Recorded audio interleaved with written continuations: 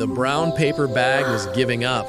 First, it was a small tear, and then a full-on, catastrophic split. A cascade of apples, a carton of eggs, and a head of lettuce tumbled onto the worn I thought carpet these of might the brighten your hallway. day. They're beautiful. Alara let Thank out a you. sigh of I'm glad you like frustration, them. her shoulders slumping as she knelt to get the escapees.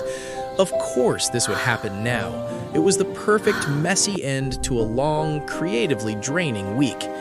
As she reached for a rolling apple, she heard the familiar, quiet I thought these might sound brighten of a your day. door They're opening down the beautiful. hall. Thank you. Apartment glad you like them. 4A. She didn't need to look up to know who it was. Liam. Her heart did its usual stupid little flutter, a mix of hope and dread she'd gotten used to over 3 long years. She risked a glance. He was standing there, keys in hand, his tall frame silhouetted by the light from his apartment. For one breathless second, his gaze met hers. She saw a flicker of something in his dark eyes. Surprise? A question? Before it was gone, snuffed out like it had never been there at all. He looked away, his expression becoming a familiar, unreadable mask. He then just walked down the hall, his footsteps silent and measured. He didn't speed up, he didn't slow down. He simply walked past her scattered groceries and her kneeling form as if she were nothing more than a crack in the plaster. The click of his apartment door shutting felt like a final verdict. For 3 years, he looked at me like I was a ghost, a forgotten whisper in the hallways of our apartment building. I wasn't a neighbor, I was a piece of the architecture, something to be looked through, something to be moved around. I was the woman he never saw, until the day the flowers arrived. Living in apartment 4B, directly across the hall from Liam in 4A, felt like being part of a one-sided secret. I knew so many mundane things about him. I knew he left for work every morning at 7:45 a.m. on the dot, his briefcase a dark leather rectangle clutched in his hand. I knew he came home most evenings around 6:30, the scent of the city clinging to his coat for a fleeting moment in the hall. I knew he listened to classical music on Saturday afternoons. The faint, elegant sound of a piano would sometimes bleed through the walls when the building was quiet. These were the intimate details of proximity, the unwilling knowledge you gain from sharing a wall with a stranger. But in 3 years, the sum total of our interactions was 0. Not a single hello, not a polite nod in the elevator, not a shared weary smile in the laundry room while waiting for the spin cycle to finish. Nothing. In the beginning, I had tried. The first few weeks after I moved in, my default setting was friendly. I'd offer a bright good morning when our paths crossed by the mailboxes. He would simply stare straight ahead, his jaw tight, and keep going. I tried holding the main door for him once, and he walked right through without a word of acknowledgement, leaving me with my hand on the cold metal, feeling like an idiot. Slowly, my efforts withered under the relentless sun of his indifference. My bright greetings faded into a quiet, hopeful smile, which then just became a quick downward glance at my shoes whenever I heard his door open. It was easier than facing the sting of being so thoroughly and completely ignored.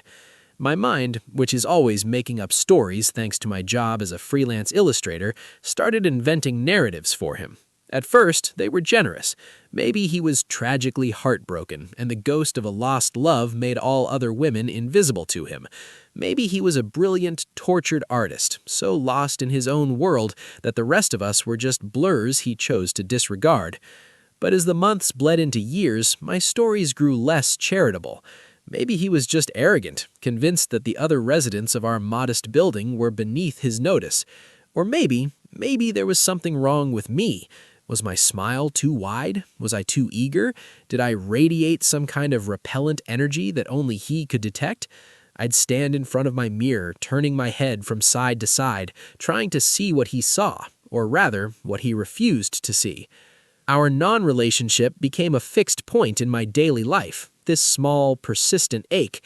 The elevator became a stage for our silent, awkward plays. If I saw him waiting, I'd sometimes pretend I'd forgotten something, turning back to my apartment just to avoid those 30 seconds of suffocating silence, watching the floor numbers light up one by one as he stared intently at his phone, or the ceiling, or anywhere but at me. The laundry room was another battleground of avoidance. I learned to time my visits for late on Sunday nights, hoping to miss him, only to have my heart sink when I'd find his basket of neatly folded clothes sitting on the folding table, a sign that I had just missed him or that he could show up at any moment. The only person who seemed to exist for him in our building was Mrs. Gable from 3B. She was a wonderfully kind woman in her 70s, with a cloud of white hair and a balcony garden that was the envy of the building. I'd see him nod at her, a brief, almost imperceptible dip of his head. Once, I even saw him hold the door for her, a gesture so shocking it felt like I'd just witnessed a solar eclipse. He didn't speak, but the action itself was a thunderclap in the silent world I had built around him. Mrs. Gable was always kind to me. She'd comment on my work when she saw me carrying portfolios, or ask about my family. "You work too hard, dear," she'd say, patting my arm. "You need to get out and enjoy the sunshine." I never told her about the ghost of apartment 4A, about the man who made me feel like a shadow. It felt too pathetic to admit out loud. It was a private hurt, a secret humiliation I carried with me every time I walked down my own hallway. My life was otherwise full. I loved my work, the freedom of creating worlds with ink and color. I had friends I saw for dinner, a family I called every Sunday. But my world had shrunk in some ways. Working from home meant that my apartment building took on an outsized importance. The hallways were my commute. The lobby was my water cooler, and the silent man in 4A was my constant, unavoidable colleague who pretended I didn't exist. After 3 years, I'd resigned myself to it. He was a fact of my life, a piece of immovable furniture. The tension, the hope, the hurt, it had all faded into a kind of dull acceptance. I was the ghost of apartment 4B, and he was the man who would never, ever see me. I'd finally stopped looking for him, stopped listening for his footsteps. I'd let him go, even though I'd never really had him in the first place. It was a Tuesday afternoon. The sky was a flat, uninspired gray, and I was staring at a blank screen, trying to summon the inspiration to design a logo for a new brand of organic dog food. My mind was as blank as the canvas in front of me. The silence of my apartment was thick, broken only by the hum of the fridge in the distant city traffic. Then, a knock on the door, sharp and clear. Not the soft, hesitant knock of a delivery guy. This was firm. My brow furrowed. I wasn't expecting anyone. I saved my work, slid my chair back, and walked to the door, peering through the people. It was Mrs. Gable. She was standing there, but she wasn't alone. In her arms, she held a bouquet of flowers, so large and vibrant it seemed to block out the dim light of the hallway. They were peonies, a riot of soft pinks, deep fuchsias, and creamy whites, their petals bursting open in an extravagant show of beauty. I opened the door, a confused smile on my face. "Mrs. Gable? Are you all right?" She looked a little breathless, her cheeks flushed. "Oh, I'm fine, dear. Better than fine." She thrust the enormous bouquet towards me. "These are for you." I stared at the flowers, then back at her, my mind racing. "For me? But why? It's not my birthday." I took the bouquet automatically. The weight of it surprised me, and the fragrance was intoxicating, a sweet, peppery scent that filled my senses instantly. Peonies, my absolute favorite flowers. How could she have possibly known? "I know it's not your birthday, Alara," she said, her eyes twinkling with a secret she was bursting to share. "And they're not from me." My confusion deepened. "They're not? Then who?" My mind cycled through a short list of possibilities. My parents? My sister? A client? None of it made sense. Mrs. Gable leaned in a little closer, her voice dropping to a conspiratorial whisper. It was the young man from 4A, Liam. The name hit me like a physical blow. I felt the blood drain from my face. I had to have misheard her. It was impossible. Liam, the man who treated me like thin air, the man who wouldn't even meet my eyes in the elevator. "Liam?" I whispered the name, feeling how strange it was on my tongue. No, that can't be right. There must be a mistake. He probably meant for them to go to someone else. "No mistake, dear," she insisted, her smile widening. He was very specific. Apartment 4B, Ilara. He was Well, he was a wreck, if I'm being honest. Stood outside my door for a full 5 minutes before he worked up the nerve to knock. She chuckled softly. He asked me, begged me, really, if I would bring these to you. Said he was too much of a coward to do it himself. I just stood there, speechless, clutching the bouquet of impossible flowers. My mind was a whirlwind of denial and shock. Why? Why after 3 years of absolute soul-crushing silence would he do this? And why send them through Mrs. Gable?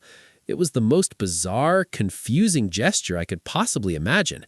It felt like a prank, a dream, a scene from a movie I didn't know I was in. Mrs. Gable seemed to sense my turmoil. She reached out and gently patted the hand that was wrapped around the cool glass of the vase I just realized the flowers were in. He said this might help explain things, she said, pointing with her chin. I looked down. Tucked deep among the lush petals and green leaves was a small, cream-colored envelope. My name, Ilara, was written on the front in this precise, elegant handwriting I'd never seen before. He seemed like a good boy, just shy, Mrs. Gable said softly, giving my arm a final reassuring squeeze. You enjoy the flowers, dear. With that, she turned and walked back toward the stairwell, leaving me alone in my doorway. The scent of the peonies was overwhelming, a sweet, fragrant contradiction to the years of cold silence. The vibrant colors felt loud in my neutral-toned apartment. I stepped back inside and closed the door. The click, echoing the one I had heard just a day before when he had walked past my spilled groceries. But this time, the sound didn't feel like a final verdict. It felt like a question. I placed the vase on my small dining table, and the flowers instantly transformed the entire room. They were a living, breathing presence in my quiet space. And in the heart of them was that note, a tiny paper key that promised to unlock a 3-year-old mystery. My heart was pounding, a frantic drum against my ribs. I stared at the envelope, at my name written in his hand, and I was afraid. Afraid to open it, and even more afraid not to. For a full 10 minutes, I did nothing but stare at the envelope. It felt like a tiny bomb, and I was terrified of what would happen when it went off. Every possible explanation ran through my head, each more ridiculous than the last. Was it an apology for a noise complaint I never made? Was he moving out? Was this all some elaborate, cruel joke?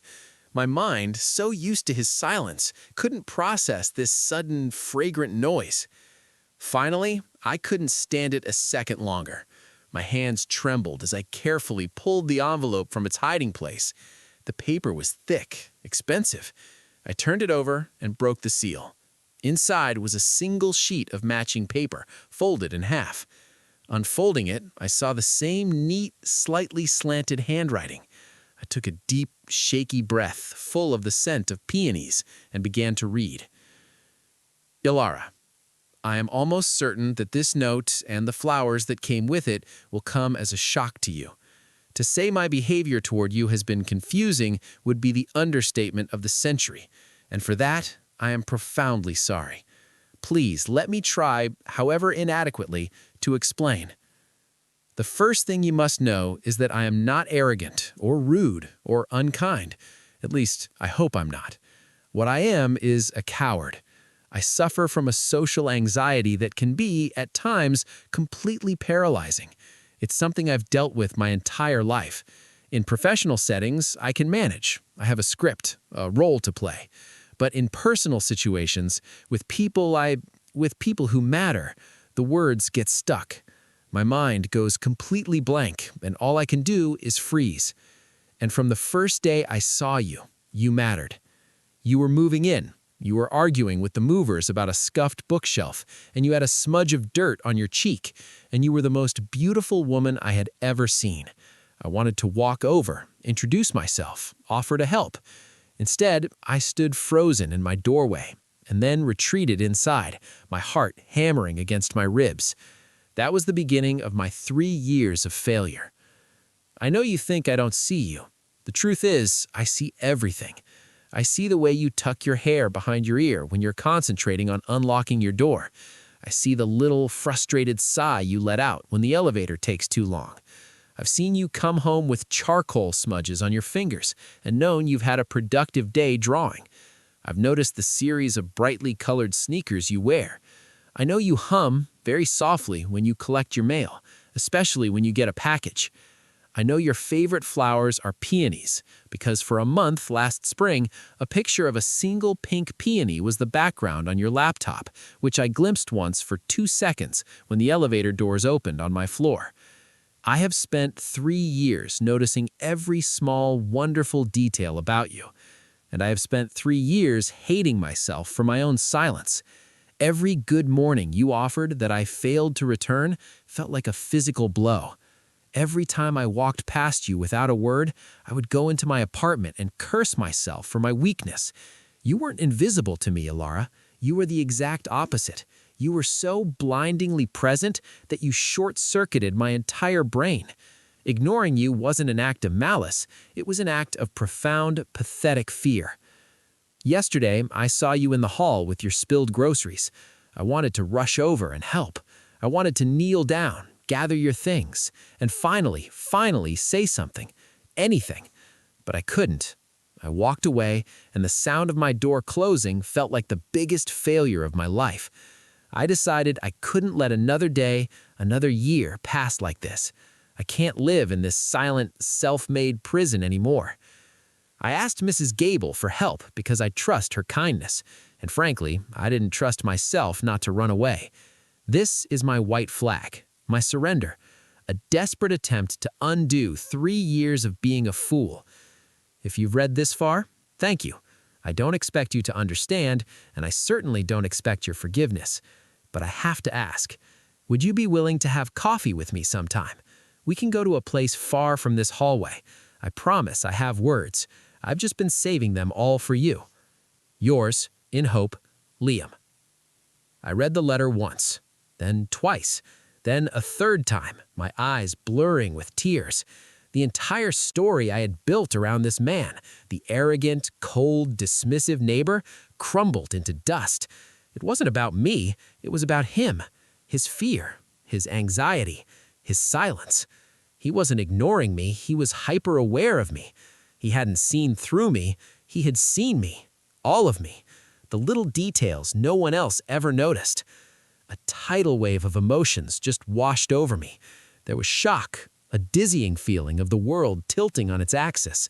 There was a deep, aching sympathy for the man who had been fighting this silent battle just across the hall. And underneath it all, a tiny, fragile seed of warmth began to bloom in my chest, a feeling so hopeful it almost hurt.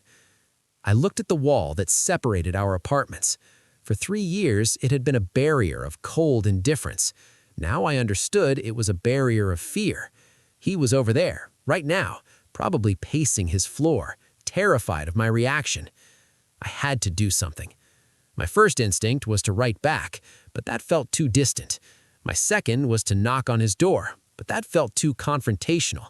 I needed a bridge, a gesture as gentle as his. My eyes landed on the half-eaten batch of chocolate chip cookies on my counter from the day before. It was a simple offering, a quiet response.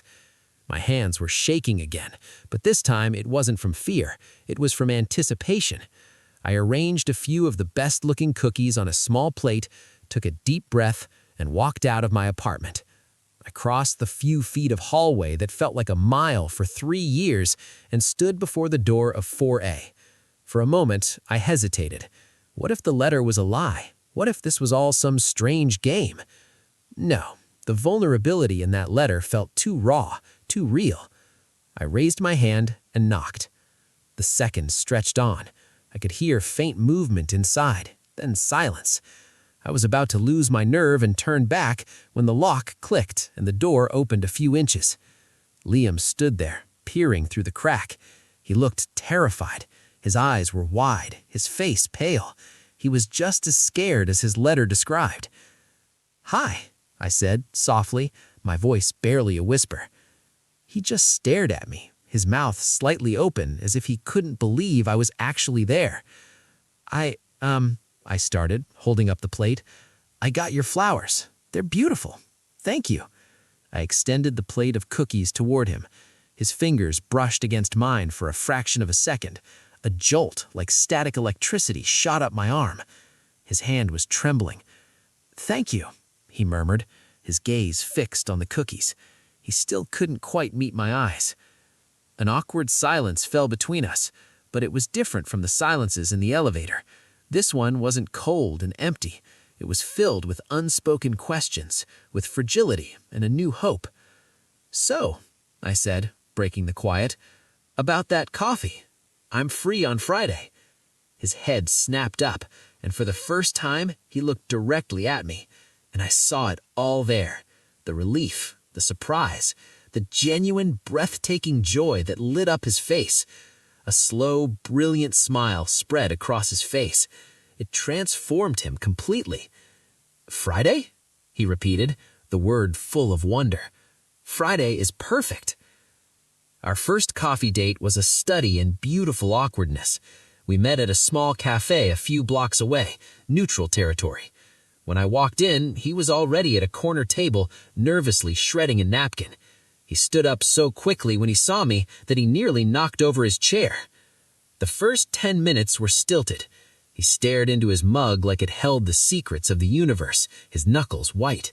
I did most of the talking, filling the silence with stories about my latest project, terrified that the man from the letter had vanished again. But then I asked him about his job as an architect. A switch flipped.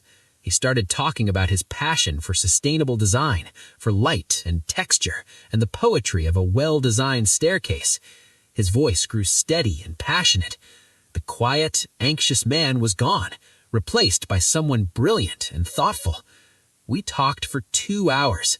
We discovered a shared love for old black and white movies and a mutual hatred for cilantro. He had a dry, subtle wit that made me laugh when I least expected it. As we said goodbye at my door, he actually met my eyes and smiled. "Thank you, Alara. This was more than I hoped for." But progress isn't a straight line, is it? After that high, 2 days of silence fell. No text, no knock. Doubt, that familiar and unwelcome guest, started creeping back. Had I said something wrong? Was the reality of me a disappointment? The hurt was sharper this time, because now I knew what I was missing. I ended up confiding in Mrs. Gable. I explained the letter, the great date, and the deafening silence that followed. She listened patiently. "My dear," she said, patting a geranium, "a man like that is like a shy forest creature. You can't charge at it or it will bolt. You have to be still. You have to be patient. Let it come to you when it feels safe." That evening, my phone finally buzzed. It was a text from Liam. "Liam, I am so sorry for being quiet. I'm not ghosting you. The opposite, actually. The coffee was so good, so much better than I ever imagined, that I've spent the last 48 hours completely terrified of messing it up. It's stupid, I know. I'm working on it."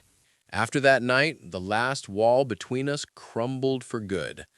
My conversation with Mark was brief and final. He couldn't wrap his head around why I'd choose quiet and complicated over his brand of easy charm, which honestly just proved I'd made the right choice. Our lives began to merge in the most beautiful, ordinary ways. The hallway between 4A and 4B was no longer a chasm, but a well-worn path. Mornings weren't a game of avoidance anymore.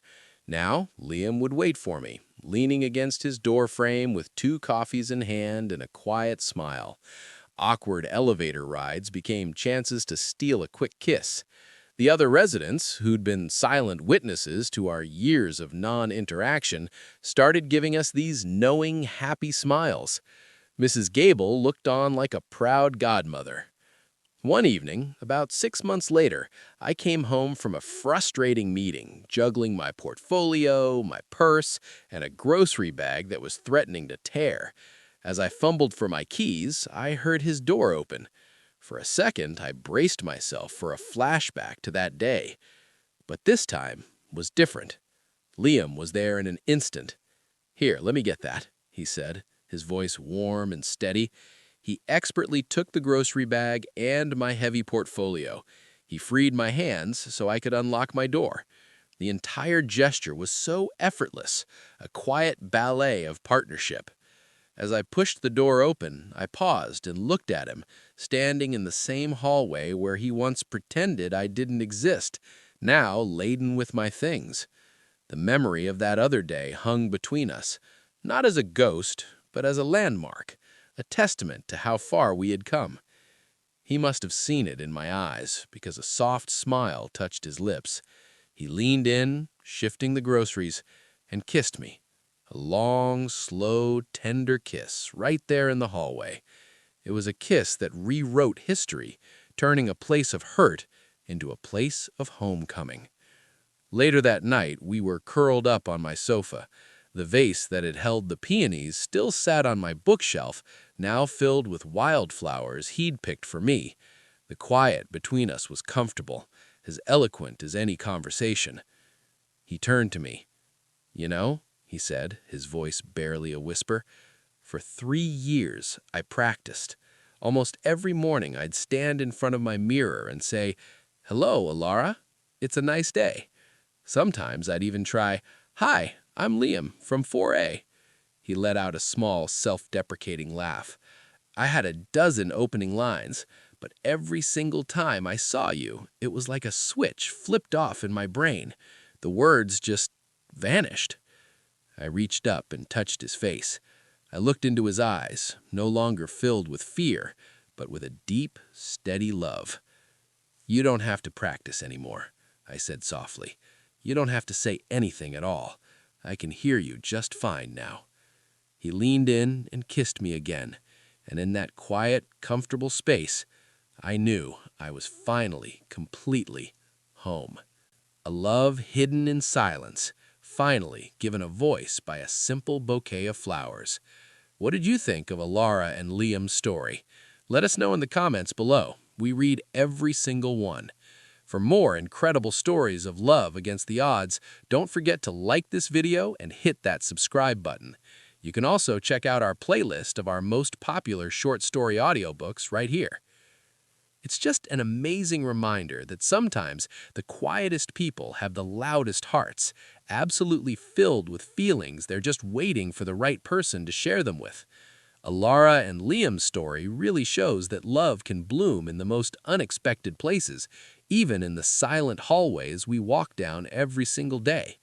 It's a story about patience, about looking past the surface and holding on to that beautiful idea that the person who seems to see right through you might actually be the one who sees you most of all.